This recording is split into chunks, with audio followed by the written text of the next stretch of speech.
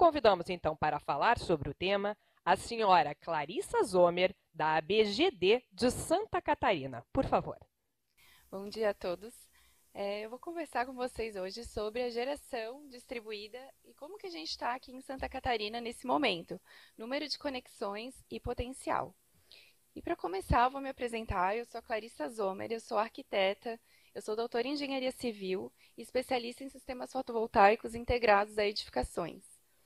Então, só para vocês entenderem, né, essa mistura de arquitetura, engenharia civil e energia solar, a minha trajetória começou pelo Fotovoltaica UFSC. Acredito que muitos aqui já conhecem esse laboratório. E se quiserem conhecer, né, o professor Ricardo ontem fez um convite para conhecerem o laboratório Fotovoltaica UFSC. Durante esse tempo, eu fiz também um doutorado de sanduíche em Singapura. Então, eu já trabalho há 17 anos, aliás, 19 anos, com energia solar fotovoltaica e arquitetura. Em 2020, eu fundei o Arquitetando Energia Solar, como uma forma de trazer para o mercado essa integração entre tudo que foi visto na academia e o que a gente tem, que a gente vê que está acontecendo agora. E também a Integre Sustentabilidade, que tem como objetivo promover cursos e palestras e divulgar conhecimento sobre sustentabilidade, eficiência energética e arquitetura fotovoltaica. E mais recentemente, no final do ano passado, eu fui convidada para ser diretora de BIPV da BGD. Então, em 2022, começou esse mandato, então eu tenho muito orgulho, né, de fazer parte agora da BGD. E a BGD, para quem não conhece ainda, é uma associação de empresas e empreendedores com essa atividade principal de promover a geração distribuída. E pelos poucos meses, né, que eu faço parte, eu já percebi como é importante a gente fazer parte de uma associação, como a gente consegue se conectar com pessoas de mesmo objetivo e criar parcerias fortes de negócio. E o objetivo do Arquitetando Energia Solar é atuar juntamente com arquitetos, engenheiros, integradores, para promover essa arquitetura fotovoltaica integrada à edificação, que tenha tanto uma beleza estética, né, que valorize a estética, quanto um bom desempenho energético. A gente não precisa abrir mão de um nem de outro, a gente consegue equilibrar essas duas forças quando a gente fala de uma arquitetura com integração. E algumas formas, né, que a gente vem trabalhando são com consultoria de projetos. Então, muitos arquitetos têm dúvida de como fazer essa incorporação, como valorizar e como se apropriar da tecnologia fotovoltaica. Então, a gente atua, sim, fazendo uma consultoria, orientando como que a gente pode fazer essa integração. A gente dá cursos também de arquitetura solar, workshops. Eu desenvolvo também a ferramenta Abaco Solar, que talvez alguns aqui já conheçam, que é uma ferramenta que ajuda o projetista na hora que vai apresentar um projeto para mostrar para o cliente qual é o percentual de perdas que a gente tem em cada posição do telhado. Eu já vou mostrar ao longo dos números que a gente vai ver aqui por que isso é importante. E também palestras, né?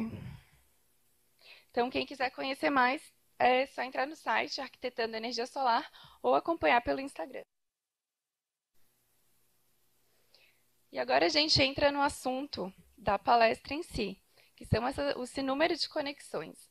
E eu gosto muito dessa imagem, que mostra, né, uma cidade grande, com muita iluminação e muita energia. E essa é a tendência que a gente tem pela frente. É crescimento populacional, aumento da necessidade energética, porque a gente está cada vez mais dependente da energia. Então, o que a gente precisa fazer, né? A gente precisa transformar essa necessidade energética em uma necessidade que não vai impactar o mundo. A gente pode continuar usando energia. O problema não é precisar da energia, e sim escolher a fonte certa de energia para que o impacto ambiental não seja tão grande como vem sendo, principalmente em outros países, né? Como a gente viu ontem, a matriz do Brasil já é limpa. Mas a gente tem ainda como melhorar essa questão. Então, como é que estão os números aqui em Santa Catarina? Eu gosto bastante de ver esse gráfico aqui de baixo, que mostra o crescimento desde 2013. Então, como a gente veio, né, depois da resolução de 2012, crescendo, primeiro bem timidamente, e, de repente, o negócio, assim, deslanchou. Então, em 2021, a gente teve um número bem expressivo e é esperado que em 2022 esse número continue crescendo. Santa Catarina inteira já tem geração distribuída e agora a gente vai ver como que se dá como se dá essa distribuição por fonte, por tipo de consumo. Então, por fonte. Quem é que está gerando mais geração distribuída aqui em Santa Catarina? A gente pode ver que, tanto na tabela, né, quanto nos gráficos, a gente tem um círculo bem expressivo, uma boa parte, que sempre predomina, e é justamente da geração fotovoltaica. Então, olha só como é interessante, né? A gente tem 41.470 sistemas de geração distribuída instalados em Santa Catarina, que representa quase 100% do que a gente tem aqui em Santa Catarina em termos de geração distribuída por fonte.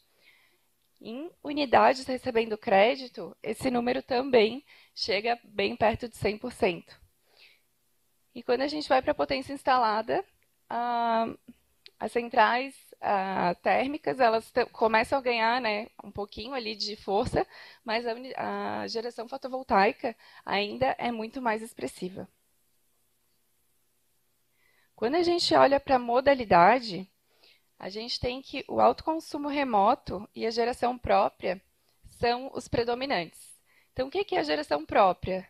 É a geração que é gerada para o próprio consumo e que se dá principalmente em edificações. Então, guardem essa informação. Quando a gente olha para unidades que estão recebendo crédito, de novo, o que se destaca é o autoconsumo remoto e a geração na própria unidade consumidora. A mesma coisa na potência instalada, onde a geração na própria unidade consumidora também predomina. E agora a gente vai olhar pela classe de consumo. Pela classe de consumo, as distribuições são comercial, iluminação pública, industrial, poder público, residencial, rural e serviço público. De novo, a gente tem um predomínio de uma dessas classes. E olhem quem é que está predominando. Essa cor azul aqui representa o residencial. As outras cores que também aparecem nas fatias são rural, serviço público e, aliás, comercial, e o cinza é o industrial.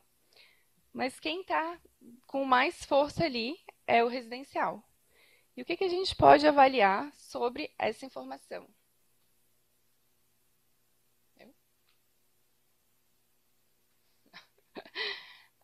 O que a gente pode avaliar sobre essa informação? Todos esses itens que se destacaram ocorrem em edificações. E essas edificações, elas recebem essa integração fotovoltaica. Então, é necessário a gente pensar nisso. A gente não está mais falando de usinas que são instaladas em solo, onde a gente tem uma determinada forma de fazer a instalação. A gente agora está lidando com outras demandas e outras limitações, que é o que a gente vê aqui. Quando a gente tem uma usina em solo, a gente tem liberdade de orientação, a gente tem liberdade de inclinação, a gente não tem sombra e a gente pode otimizar a geração fotovoltaica. Quando a gente vem para o meio urbano, a gente não encontra essa situação. Então, todos aqui que trabalham com integração fotovoltaica na arquitetura, nas edificações, eu tenho certeza que passam trabalho procurando um telhado bom, procurando um telhado que não vai ter uma caixa d'água perto, que não vai ter uma árvore muito perto. Então, assim, as limitações na arquitetura existem, mas a gente precisa começar a trazer a geração fotovoltaica para um estágio anterior a essa situação que a gente está vivendo hoje. O objetivo daqui para frente é que as edificações comecem a nascer fotovoltaicas, serem concebidas fotovoltaicas.